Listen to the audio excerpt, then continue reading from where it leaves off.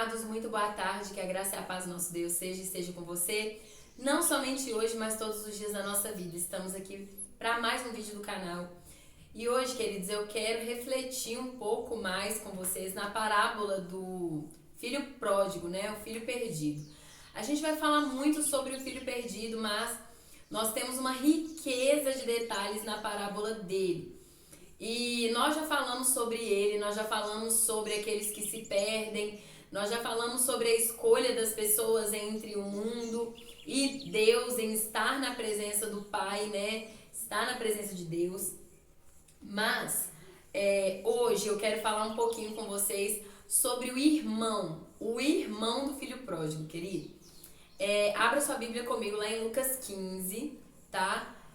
Nós vamos ler primeiro os versículos 11 e 12 e depois vamos dar continuidade para a gente poder entrar aqui no entendimento de hoje, para a gente buscar um pouco mais na palavra de Deus, porque dia após dia, queridos, a tendência é Deus ir nos libertando de tudo aquilo que nos cega. E mesmo que seja preciso, querido, olha, uma coisa que eu tô aprendendo é o seguinte: todos nós temos um tempo de ignorância, todos nós temos um tempo de cegueira espiritual, todos nós temos um tempo de falta de entendimento e nós, à medida que vamos buscando, né, Deus, ele tende a ir abrindo os nossos olhos. Então, assim, queridos, eu tô aprendendo que se for preciso me retratar de algo que eu tinha, por uma visão minha, uma opinião minha, para encaixar com a palavra de Deus, querido, que seja assim. Que eu me retrate, porque o que vale não é o que eu penso, mas é o que a palavra diz, certo? Então eu tô aprendendo isso. Bom, a palavra de Deus lá em Lucas 15, versículos 11 e 12 diz assim: E disse, um certo homem tinha 2 filhos, e o mais moço deles disse ao pai: Dá-me a parte dos bens que me pertence. E ele repartiu entre os 2 a sua herança. Bom, queridos, aqui primeiro deixa eu contextualizar vocês para que a gente consiga entender direitinho o que aconteceu. A palavra vai dizer que um homem, ele tinha 2 filhos e que o filho mais moço, ele pede a herança para o pai. O pai estava vivo ainda, né? O pai não morreu. E herança a gente geralmente recebe quando a gente perdeu o nosso pai ou a nossa mãe. E aqui nesse caso o filho, ele tinha urgência de viver os deleites dele, os desejos dele, os planos dele. Então ele vai lá e ele pede pro pai. Ele não tá nem aí pra vida do pai, o que o pai vai pensar, o que o pai vai sentir. Ele só quer viver a vida dele, querido. Ele só quer viver. E aí ele pede, mas o que acontece?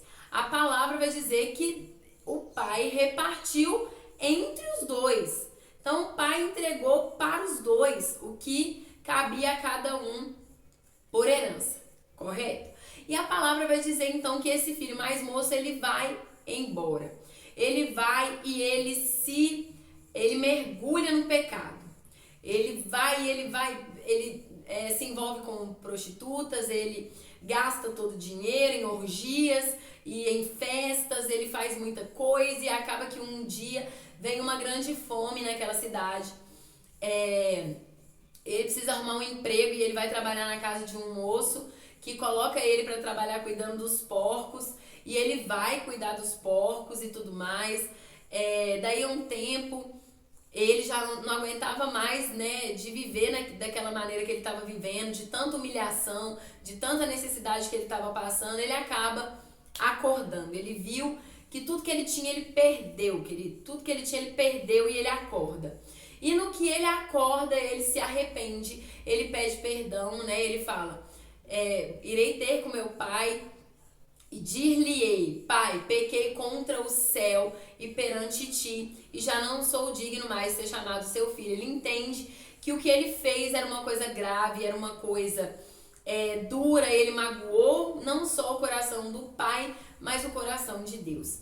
E ele volta então para casa, querido. E a gente já sabe, né, que o pai recebe ele muito feliz, dá nele um abraço, manda colocar vestes novas, sandálias novas, um anel novo, manda fazer tudo novo na vida daquele filho que estava perdido, que tinha se perdido. Mas, querido, olha só o que a palavra vai dizer lá do verso 25 em diante. seu filho mais velho estava no campo. Porém, quando veio e chegou perto da casa, ouviu a música e as danças. E chamando um dos servos, perguntou-lhe o que era aquilo. E ele lhe disse: veio teu irmão e teu pai matou o bezerro cevado, porque o recebeu são e salvo. Mas ele se indignou e não queria entrar. E saindo o pai estava com ele. Mas respondendo ele, disse ao pai: eis que te sirvo há tantos anos, sem nunca transgredir o teu mandamento, e nunca me deste um cabrito para alegrar-me com os meus amigos. Vindo, porém, este teu filho, que desperdiçou os teus bens com as meretrizes, mataste-lhe o bezerro cevado.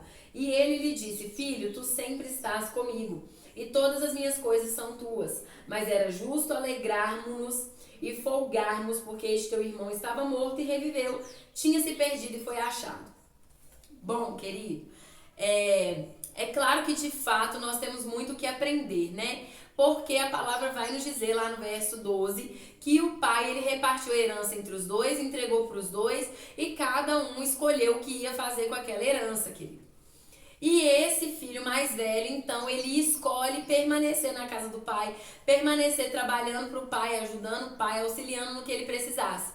Só, queridos, que eu ouvi muitas vezes, né, em várias pregações, os pastores dizendo que esse filho, ele se sentia como um servo do pai, né? Tipo assim, ele não se via como filho, mas como servo. E sim, querido, de fato isso é uma verdade, tanto é que vocês vão ver ele falando: bom, pai, olha só, eu tô aqui tantos anos fazendo tudo aqui, submisso ao Senhor, te honrando, te obedecendo, e o Senhor nunca fez nada pra mim. Não que ele tivesse pedido também, né, querido? Talvez ele tivesse falado ao seu pai: será que eu posso matar aquele bezerro ali hoje para celebrar com os meus amigos? Provavelmente o pai daria a ele, né? Mas muitas das vezes a gente quer que o pai adivinhe, a gente quer que as pessoas adivinhem aquilo que a gente quer fazer. E aí, queridos, o que acontece então com esse filho? Esse filho, querido, eu me lembro que uma vez eu fui fazer um curso na outra igreja que eu ia, e o meu pastor ele falou uma frase que eu não esqueço, que ele falou assim: esse filho estava perdido dentro da casa do pai. E verdadeiramente, queridos, ele estava perdido dentro da casa do pai. E quantos de nós não está assim?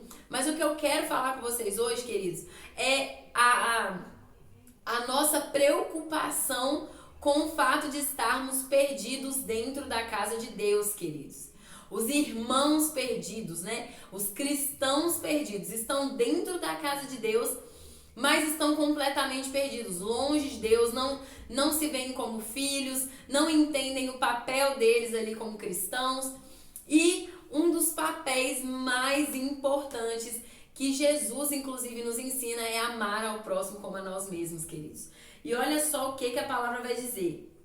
Que aquele irmão, quando ele estava voltando do campo, ele viu uma festa, uma celebração, e ele pergunta para um servo, né? Uai, o que está acontecendo aqui? Aí o servo pega e fala: o seu irmão voltou e o seu pai, então, nos pediu, né? Nos mandou fazer essa celebração para ele, querido.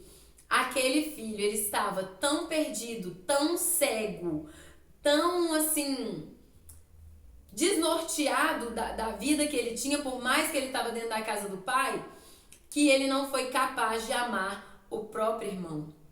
Tanto é que quando o servo fala com ele que o irmão voltou, ele fica indignado, ele se revolta, ele não quer entrar na casa, ele não quer celebrar a volta daquele irmão que tinha se perdido. Ele não quer. A preocupação dele é deixar claro para o pai que aquele irmão saiu de casa, ele foi pro pecado, ele se envolveu no pecado, ele teve prazer no pecado, e mesmo assim o pai pegou e matou o bezerro cevado para aquele filho. Tipo assim, por que o Senhor está celebrando pela vida desse menino que saiu de casa, que abandonou, que teve mais prazer no mundo do que aqui com o Senhor, que sempre foi bom para ele, que sempre fez tudo por ele? E, queridos, é sobre isso que eu quero falar com você nesta tarde de segunda-feira, queridos. Quantas vezes nós não estamos como esse filho, queridos? Achando que por estarmos na casa de Deus, estamos fazendo a vontade de Deus, estamos caminhando conforme Deus quer e não estamos. Muitas das vezes nós vemos nossos irmãos indo, se desviando, perdendo-se e nós só focamos no pecado. Nós só focamos naquilo que eles estão fazendo de errado. E quando eles retornam, porque infelizmente não são todos, né? Por exemplo, eu estava ali conversando com o pedreiro que está fazendo aqui para mim alguns serviços aqui, e ele me falou sobre os ladrões na cruz, né? A gente estava conversando, ele foi e falou dos ladrões da cruz. E olha só, querida, a palavra vai dizer que eram 2 ladrões. Um se arrependeu e o outro não, porque isso é uma escolha nossa. Nós temos que escolher nos arrepender. Poxa, eles estavam ali sendo crucificados junto com Jesus, queridos. Junto com Jesus. Mas um quis se arrepender. O outro não quis, queridos. E isso é uma coisa que nós temos que entender. Jesus não vai obrigar ninguém a se arrepender. Jesus não vai obrigar ninguém a se voltar para ele. Então, mas assim, de fato, queridos, a gente sabe que quando a pessoa ela vai para o mundo, quando a pessoa está ali vivendo os prazeres dela, por mais, queridos, que muitos cheguem no fundo do poço, para ela às vezes é muito difícil voltar.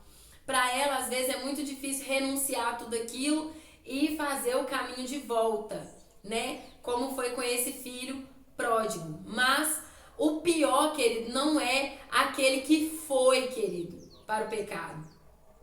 Porque ele pode se arrepender. Lembra quando eu falei com vocês sobre os fariseus e a cegueira espiritual deles? Por que eles não se arrependeram? Porque eles não assumiam o erro deles, eles não assumiam os pecados deles, eles achavam que eles eram santos, porque eles eram religiosos. Eles acharam que eles tinham todo o conhecimento e que não precisavam de mais nada, queridos. E o pior é aquele que está na casa do Pai, mas que ainda não entendeu qual é o propósito dele ali dentro, mas para ele, por ele estar dentro da casa do Pai, ele já tem tudo que ele precisa. Por ele estar dentro da casa do Pai, de alguma maneira Deus vai preferir ele, de alguma maneira Deus olha para ele diferente. Não, queridos, olha só. Quando a palavra vai dizer, por exemplo, sobre as 99 ovelhas, né, as 100 ovelhas, uma se perdeu e ficaram 99. O que a palavra vai dizer? Que o pastor, ele vai atrás da ovelha que se perdeu, mas ele deixa as 99 em segurança. Porque, olha o que vai dizer lá no verso 7. Digo-vos que assim haverá mais alegria no céu por um pecador que se arrepende, mais do que por 99 justos que não necessitam de arrependimento. Então, queridos, o grande problema nosso hoje como igreja é não enxergar a alegria, não viver a alegria pelo arrependimento dos irmãos. A gente só foca no pecado, a gente só foca no problema, a gente só foca na situação, na dificuldade, mas a gente não olha para o irmão. Esse irmão aqui que tá falando, o filho mais velho, né, o irmão mais velho, ele só focou no pecado, ele só focou no que aquele irmão fez. Ele não focou no orgulho que ele teve que enterrar, ele não focou no caminho que ele teve que fazer para voltar, ele não focou em tudo que ele teve que enfrentar lá fora, ele não focou em nada disso, querido, ele nem se preocupou com o que o irmão viveu lá fora. Às vezes, a pessoa saiu da igreja, ela se desviou, ela tá lá fora no mundo e aí você só vê o bem, né? Você só vê o começo, só a bonança, porque no começo é tudo muito bom, é tudo bonança, é tudo alegria, é tudo risada, como foi com o filho pródigo. E às vezes a gente só vê isso, mas lá no fundo tem alguma coisa acontecendo, querido. Lá na alma dessa pessoa tem alguma coisa acontecendo. E sem contar situações que virão por consequência dos pecados que a pessoa está cometendo. Mas esse irmão, ele não estava nem aí. A única coisa que ele queria era pautar para o pai os pecados daquele irmão mais moço que tinha se perdido, que tinha saído de casa. Mas a palavra vai deixar muito claro, ele estava perdido.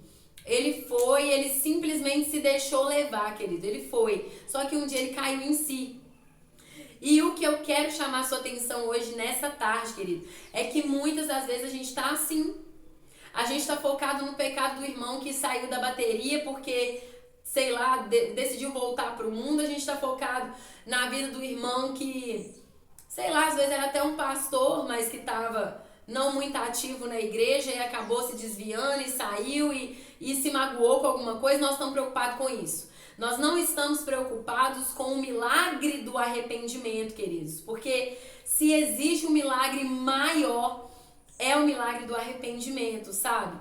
Esses dias eu estava orando ao Senhor, ontem inclusive na igreja, eu estava orando ao Senhor e eu falei, Deus, as pessoas não param para pensar no tamanho do milagre que é o Senhor pegar uma pessoa que estava totalmente em pecado, como Ele fez com esse filho, por exemplo, que estava totalmente envolvido no pecado, e o Senhor mudar a vida dessa pessoa radicalmente, e a pessoa abandonar tudo, querido, é só Deus para fazer um negócio desse, é só Deus para fazer um milagre desse, que é um milagre maior do que a transformação de alguém, que é um milagre maior do que a pessoa ser convencida do pecado que ela está fazendo e ela se arrepender, querido, que é um milagre maior do que esse.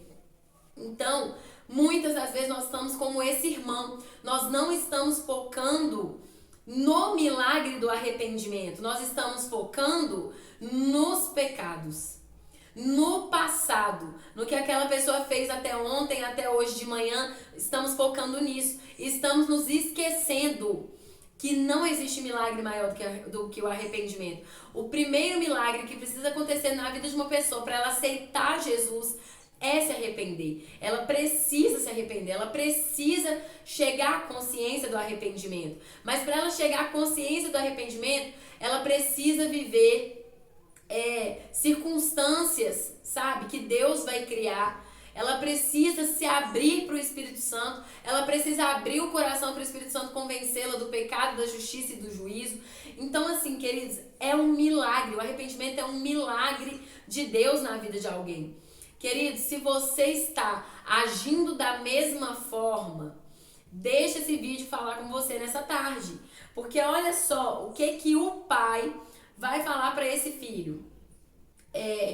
Filho, tu sempre estás comigo e todas as minhas coisas são tuas, mas era justo alegrarmos-nos e folgarmos. Porque este seu irmão estava morto e reviveu, estava perdido e foi achado. O que nós podemos tirar disso aqui, queridos? É que Deus, Ele é um Deus justo. Ele não faz aquilo que nós julgamos que é justo ou não. Ele não faz aquilo que eu acho que é certo ou não. Ele faz aquilo que regozija o coração dele. Ele faz aquilo que alegra o coração dele. E para Deus, querido, quando a pessoa se arrepende do pecado, Deus lança no mar do esquecimento. Deus não se lembra mais, desde que a pessoa se arrependa genuinamente. Não é um arrependimento de remorso, um arrependimento passageiro, não. É um arrependimento genuíno, que a pessoa se entrega e ela começa a ouvir a voz de Deus falando com ela. Olha, isso daqui não era bom, isso daqui não era correto, e ela deixa. Então, queridos, o que o pai está colocando aqui para nós, nessa passagem, nessa parábola do filho pródigo, é que não importa o que... Meu Deus, tem um pernilongo aqui que tá me pegando aqui. É que não importa o que eu acho justo. O que importa é que existe uma justiça soberana. Uma justiça que está acima da minha. E mesmo eu não concordando, é a justiça de Deus que vale. É a justiça de Deus que vai ser a justiça que é boa, perfeita e agradável. A justiça que é correta.